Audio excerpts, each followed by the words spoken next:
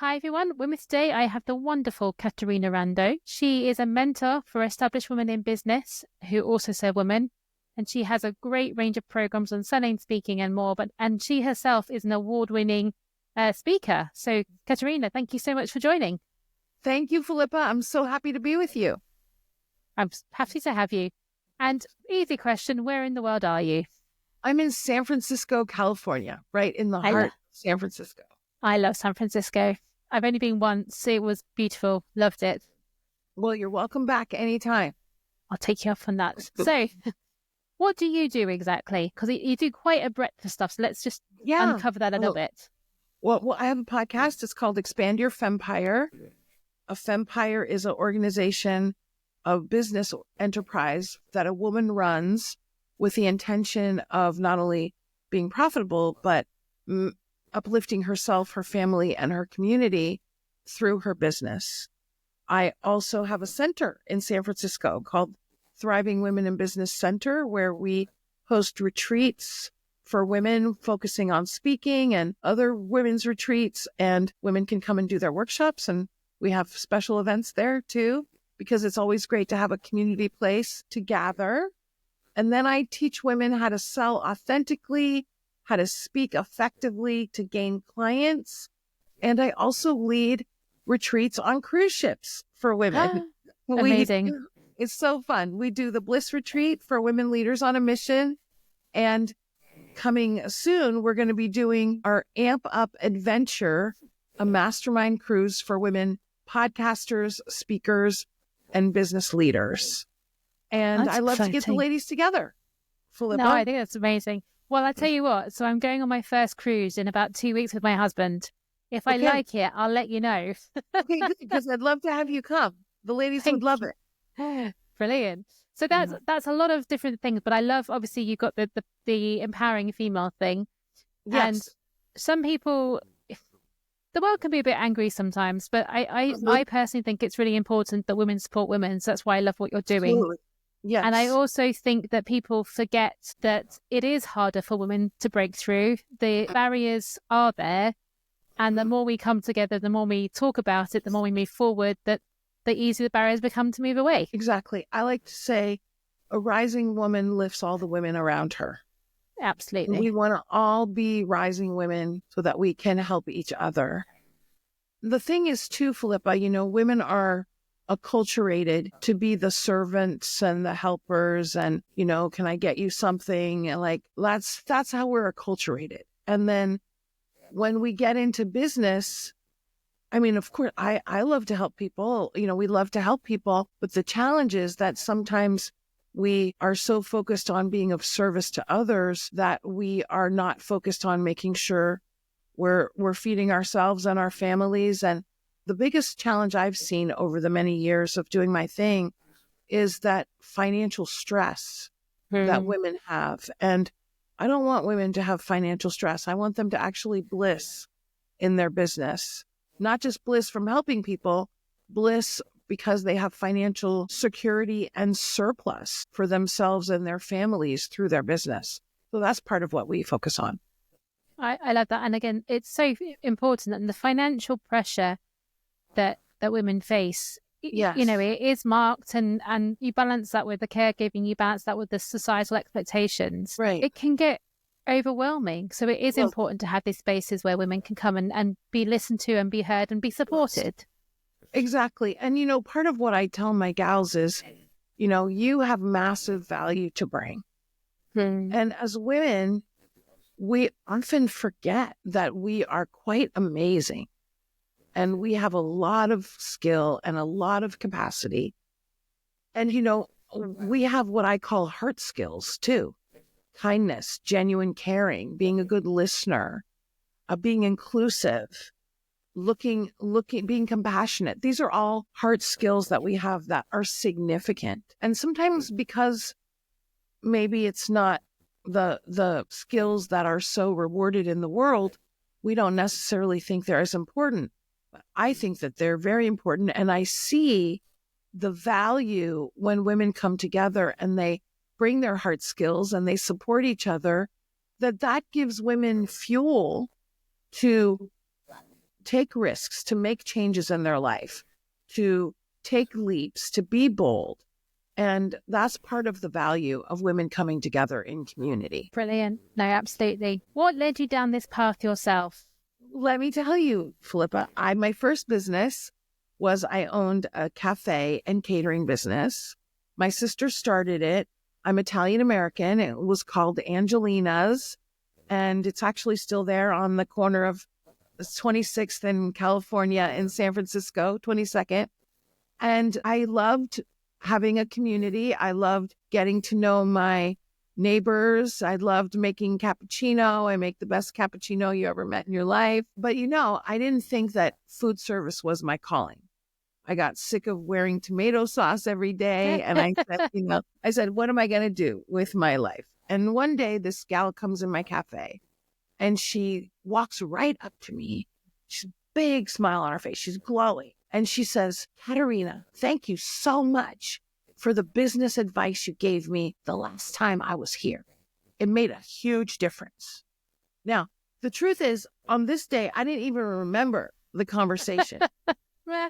But that conversation I'll never forget, because I literally felt her gratitude. I felt a pang of bliss in my chest. And I said, you know what? That's what I'm going to do. I'm going to help gals grow their business. So I sold my cafe. I started my coaching business. But when you have a cafe and you want some customers, all you got to do is turn on the lights and open the door. Okay. And especially if the sun is shining, the people come in. Well, with coaching and mentoring and consulting, it's a little bit different. And so that's when I started to embrace public speaking to get clients. And that's what I've been doing for all of these years. And I encourage all men and women in business to use public speaking to grow their business. What is it about public speaking that you think makes that differentiator for people? Yeah. Well, what it allows you to do is it allows you to build insta influence. And when you're the speaker, you also have permission to speak. And you get to speak for 20, 30 minutes, right? Sometimes more. Also, you get to share some of your massive value with the people, but also they get a sense of you. They get a sense of who you are. They get a sense if they vibe with you. And so it's like you're having 30 or 20 or 10 or 50 coffee dates all at once. Not coffee dates for romance, although that's a separate topic. For business, when you get together, the salesperson gets together with you. So what it does is it allows you to really connect with people and have them get to know you. And as a result, they're going to be open to working with you, and they're at least going to return your phone call, if not book an appointment with you as a result of hearing you. I love that. And I think it's so true. And the number of times I go to conferences and you see people on stage and it is like instant guru status. Yes. It doesn't even matter how big the event is. Just the fact that you're up there and those people aren't. It's a really powerful thing. But a lot of people, when I deal with, so being a therapist, I have a lot of people who have a fear of public speaking. And it's one of the biggest phobias, actually, bizarrely enough. In your experience, what sort of limiting beliefs have you come across people who want to speak on stage? Well, here's the thing. People think that they got to be like the best motivational speaker. No. What people care about is, how can you help me? That's what they care about. They don't mind if there's a or an in there. They're looking for solutions. For example, I have a client. She helps women get over their broken hearts. Okay. Nobody's going to her workshop who's not interested in her topic, right? And so everybody self-selects to be in the room with you. And as a result, that's a lot of new potential clients that you're getting with every talk. So that's why it's, from a strategic perspective, so powerful. We have to recognize perfection is not required to give a talk. And the more we're actually imperfect, the more people resonate with us. Absolutely. Now, if someone wants to start out, and I know you do a lot of training on this, but starting out in speaking, how did you start? Well, Philippa, I was the kid in school who always picked the oral presentation over the written presentation. And I was a student body officer. and I had the lead in the school plays in high school. So I guess the stage was my friend more than my foe. I have to tell you the truth, okay? And so then when I started my coaching business for women in business, I did what everybody told me to do, and I went networking, right? But what I noticed was, there was 6 other business coaches in the room, and they were older and they seemed to have more business acumen and business savvy than me. And so I thought, well, how was I going to be the one that got any business? And then, of course, I noticed that they always had a speaker, and the speaker always got a lot of action. Everybody wanted to talk to them. So that's when I started to speak. And even when I didn't know how to sell, I know how to sell today, but at the time I didn't really even know how to sell. I would get clients because they resonated with me when they heard me talk. So especially for women don't want to be salesy. I hear that, I don't want to be salesy. I hear that 100 times. When people already feel like they know you, they're happy to talk to you. And that can lead to business. Yeah, definitely. What is your, what kind of women, I know you work with women in business, but is there a particular type or stage in their careers that you're drawn to? I work with women who have service businesses. So if you have an Etsy store or a Shopify store, I'm not the right coach for you. Women with service businesses, a lot of coaches, consultants. I got a gal who owns a yoga studio, travel professionals, all therapists. I got all kinds of amazing gals in my community with service businesses. And most of them are already in business for a couple of years. They're already having clients. And my job is to help them be more strategic in their business, scale, sell better, speak more, and bliss more in their business. Because, your business can be no fun if you don't know how to focus on the money part, the sales part, and then the getting everything together, rinse and repeat, so that you, as the business owner, can do what's the highest and best use of your time. I love that. And when you started the switch from having your restaurant business to being the coach, you've already talked about the fact that you have a cafe, you turn the lights on, people come. Right. How long did it take you to really feel established with what you're doing? I used to feel in the early years, like every day I was starting a new business. These days, I don't feel that way. I have clients that have been with me 7 years, 12 years, 14 years, a lot of years. And part of that, Philippa, is because of the community. I remember one day a gal says to me, it's like graduation day at the business program. And she says, okay, Caterina, I did your speaker program. I did your business program. What else you got? I love being with the ladies. And this was like, okay, she wasn't coming for all my great painstakingly put together content. She was coming to hang out with the ladies. And that was a good day because I started to consciously cultivate my community after that. And we started to add the annual retreats, which even if gals feel like they've gotten enough with the business and the speaking and the selling programs, they're always up for a retreat. And part of the value of that is when they get together, they start to mastermind and, share ideas and share resources and pick each other's brains. And as the result, they all get great ROI from the retreats. And that's something I encourage everybody to do, to add retreats as part of their offering mix to their clients. Even having an annual get-together retreat, even if you're, in a business that's not a service business, because your clients will appreciate getting together. So these last several years, I definitely feel more like I'll be doing my thing for a long time. But I have the kind of business that I'm the Beyonce of my business. I'm the talent of my business. So I don't really think that I could sell it. I haven't really built it for that. I'm not trying to leave a legacy for my kids because I don't have any kids. But it morphs and it changes. I used to publish a magazine. We used to publish books. And the more you do your thing, the more you realize what's the part you love. And I didn't love the publishing part. I didn't feel like I was the best on the planet at it. So as a result, I focused on what I do love, which is to run groups with ladies and run retreats and watch them get empowered and watch them build their confidence and build their courage, and then watch them build their own communities as a result of my mentorship. So it's very heartwarming to watch women soar. Yeah, absolutely. I love the point you mentioned about retreats. I went on my first business retreat in September of this year, and there were only 5 of us, and we had all the mentors, and I didn't really know what to expect, didn't know what I was going to get out of it. And I tell you, what I learned wasn't what I expected, but what I learned was transformational. And that was amazing for me. And I mean, I just flew to Spain and spent some time in a villa with some people.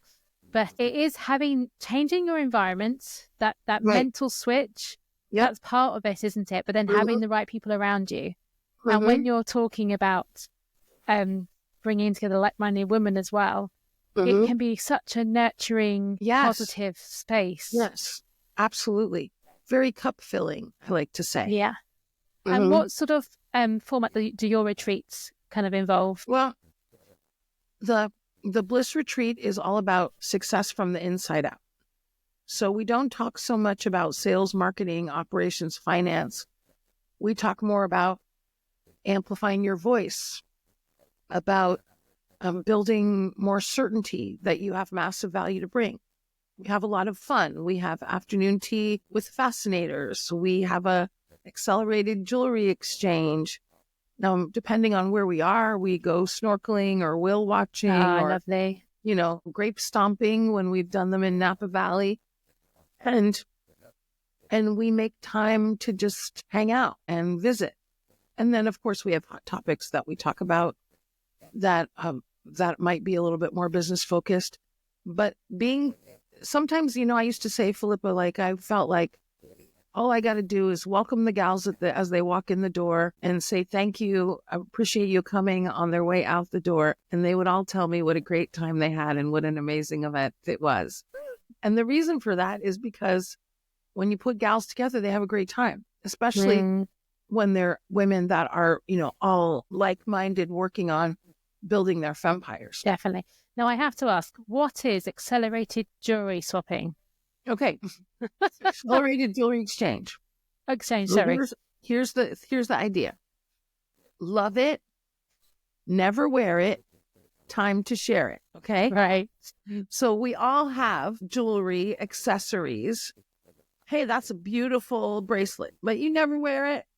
Oh, that's a beautiful scarf, but you never wear it. So let's get it out of your closet and out of your drawers. Bring it to the accelerated jewelry exchange. We spread it out. Now, why is it accelerated? Because successful women make decisions quickly. So we do kind of like musical chairs, and everybody has to walk around the table. We play the music, and then when the music stops, you got 10 seconds to grab something you like, but you got to keep 2 feet on the ground. Good. And keep moving. And so the idea is we're having fun, but it's also emphasizing, hey, you're a woman in business. You're confident enough to make decisions. You don't need to ponder each little decision for 45 minutes. Make a decision and go. I'm going to have to try and use that somewhere. I don't know where yet, but I will. You can use it wherever you like. I have other clients, they've done it. I've had this one client, she did this on a retreat in Morocco, and she told all the gals to bring their jewelry or their accessories for the exchange in Morocco.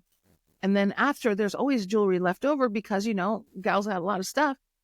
And so the guys that were the Sherpas, and I don't know what they call them in Morocco, that were setting up the retreat and helping with the retreat, that were Moroccan citizens, she said to them, okay, you could take something home for your wife. And they were all so blissing and so happy that they got something to take home for their wife, which I think is great because, a little jewelry goes a long way. And not every man realizes that. It doesn't have to be from Tiffany's, doesn't have to be diamonds, even anything that's pretty. Women are beautiful. The thought will make a huge difference. Love that. How do you find, and I'm going to say balance, but I'm not necessarily mean balance, but how do you find balance in your life? Oh And the gosh, reason I don't my necessarily friend. mean back, because Well, the thing about being self-employed is you get to make your own schedule. You get to make your own time. You get to decide when you're going to do what.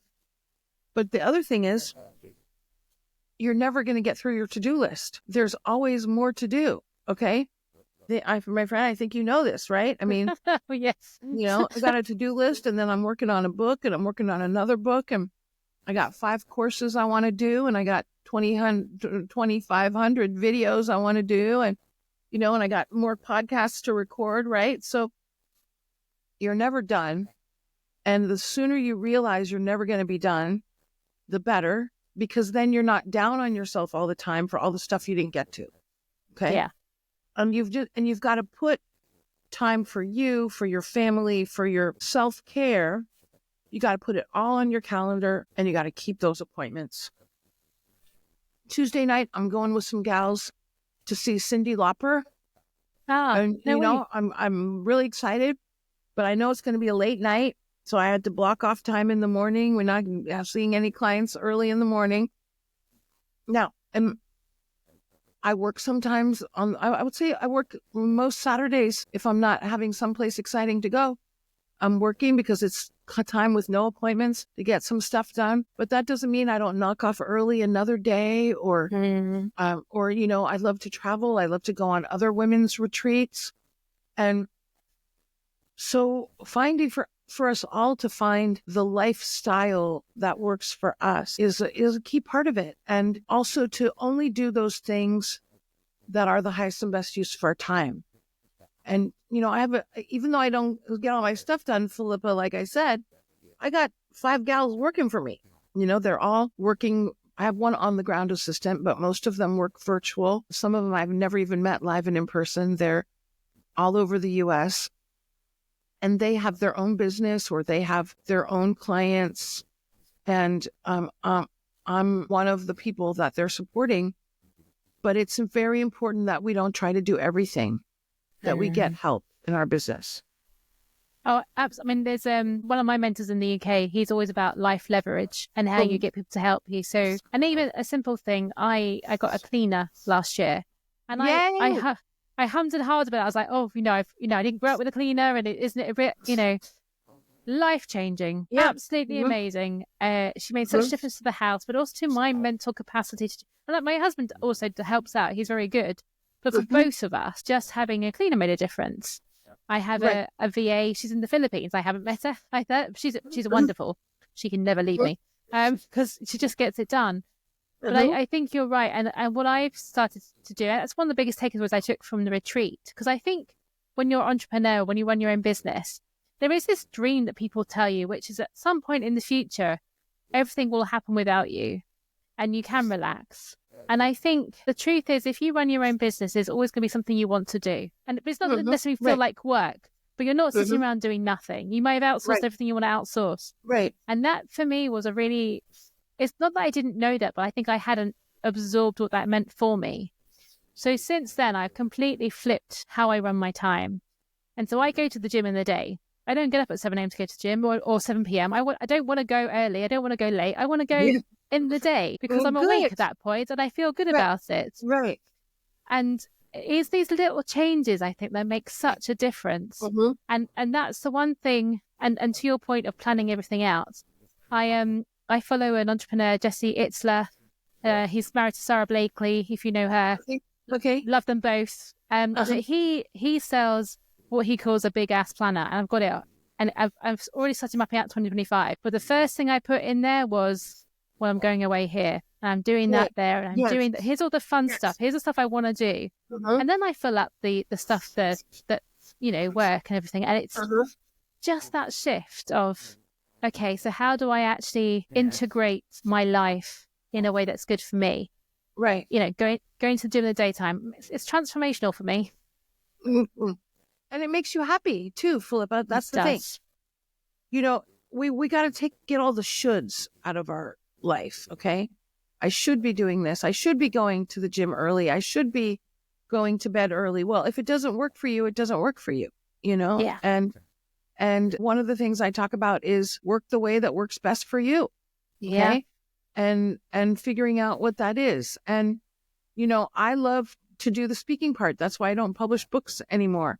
I mean, it was more profitable, but I wasn't blissing, right? And so work the way that works best for you. Also, I don't want to have a blog, okay? I mean, now we got AI, takes everything you say and makes it a blog if you want.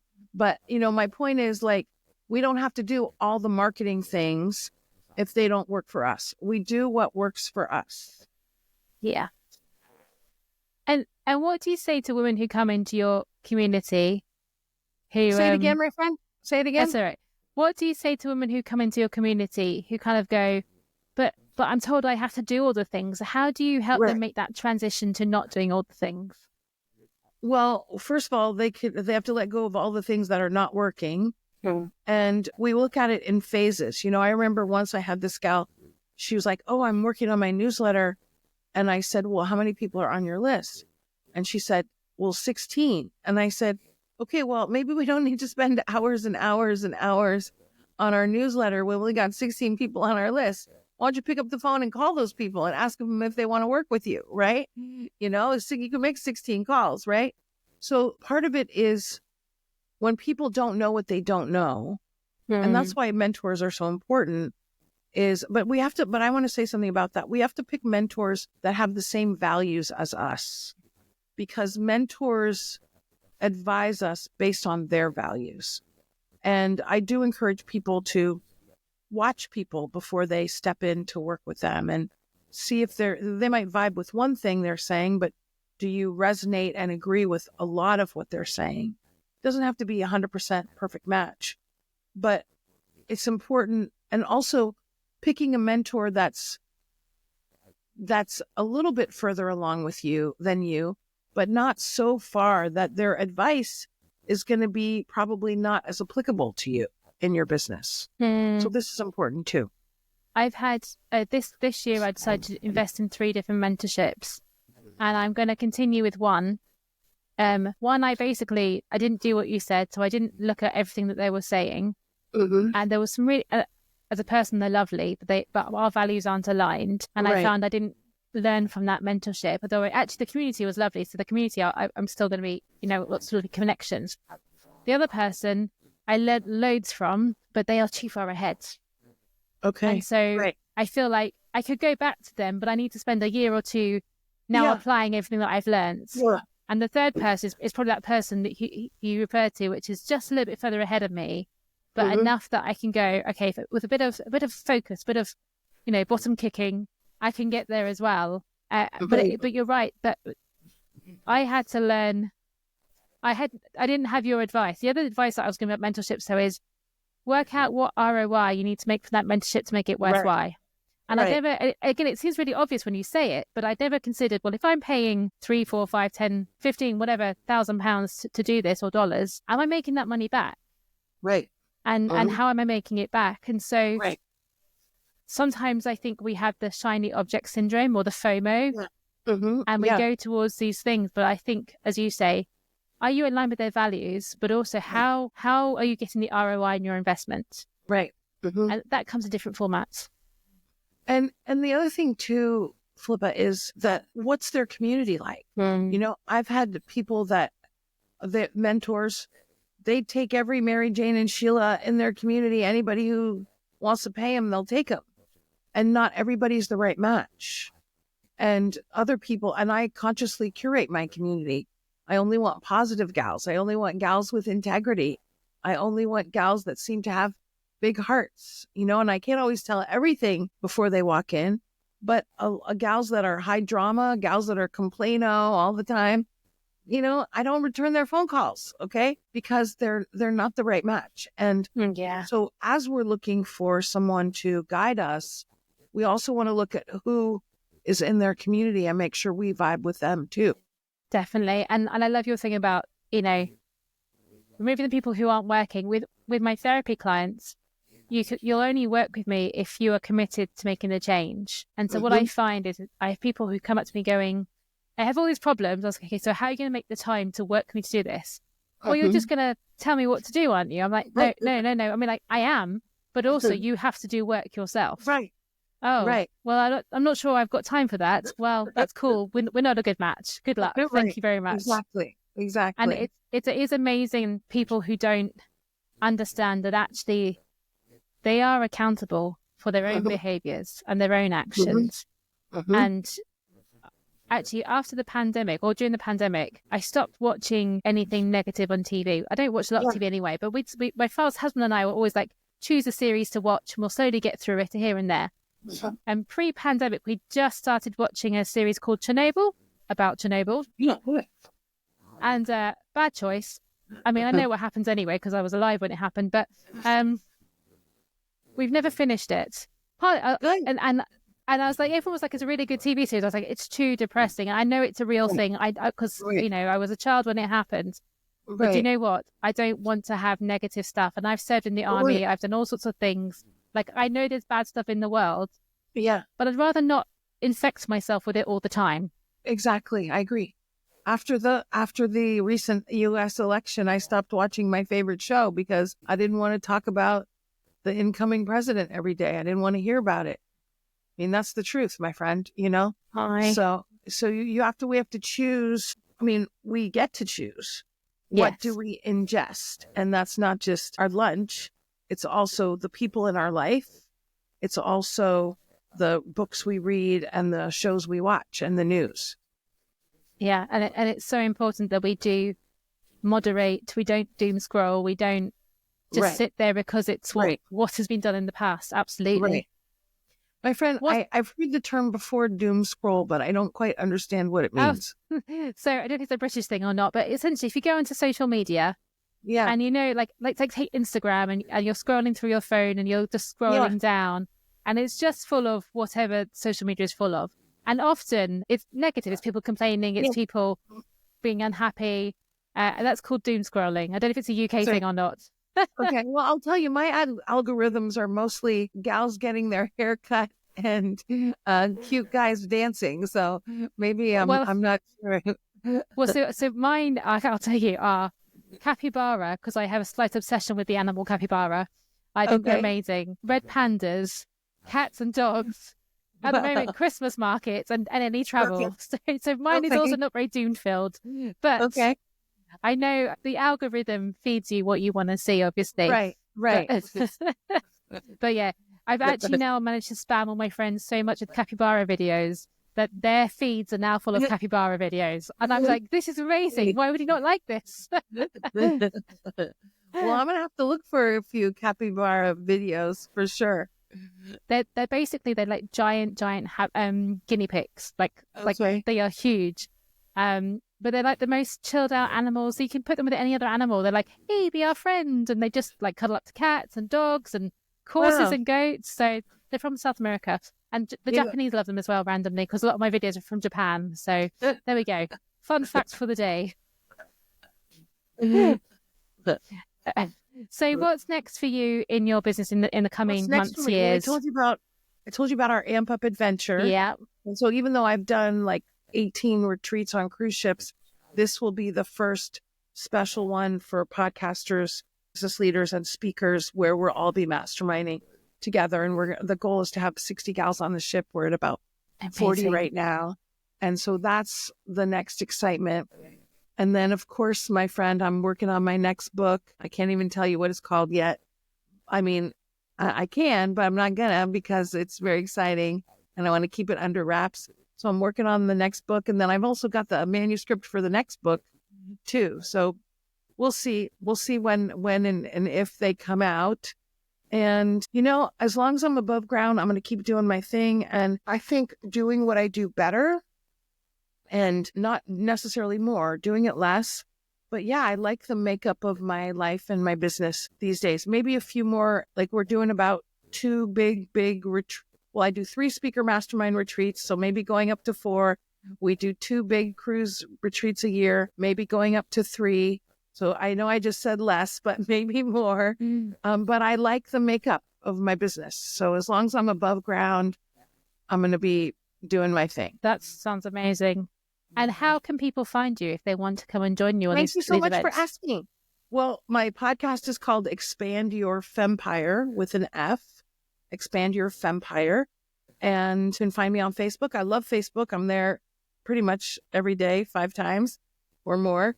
Caterina Rando. And you can also, of course, find me on my website, caterinarando.com. And I would love to hear from everyone and support your listeners with their selling, with their speaking, with their uplifting, and of course, retreats. We got a lot of retreats for people. And I will say, Philippa, also, I do a free workshop every month.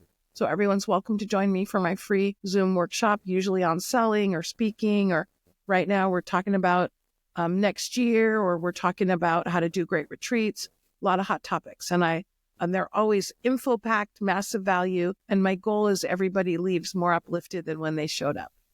And I can well believe that happens. Thank you so much. It's been wonderful having you. I hope that alarm you had earlier is nothing too bad. No, it was an Amber Alert. Do you have those in the UK? No, but my sister lives in California, so I've heard them from her before. Yeah. So yeah, so it was an Amber Alert, which is good that they do that. Yeah, absolutely. Well, stay safe, and thank you so much again. It's been wonderful. Anytime, Philippa. It's been a pleasure. Thank you.